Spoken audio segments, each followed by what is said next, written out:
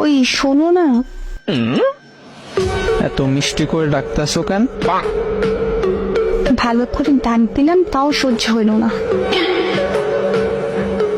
না মানে কোনো কারণ ছাড়া তো আর এমন ভাবে ডাক দাও না, তাই আর কি। ও আচ্ছা, এবার বলো, কি যেন একটু বলতে চাইছিলা?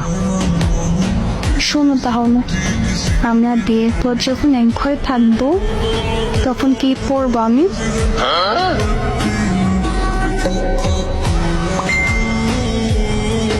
এটা জিজ্ঞেস করার কি আছে? জামা পরবা না হয় আমার গেঞ্জি পরবা?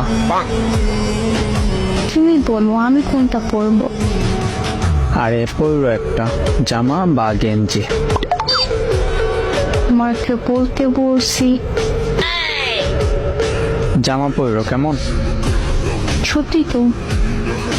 এখানে মিথ্যা বলার কি আছে বুঝলাম না। আচ্ছা বলো, বাসায় তোমার সামনে কি রঙের জামা পরলে খুশি হবা তুমি? আমার সামনে? তোমার সামনে।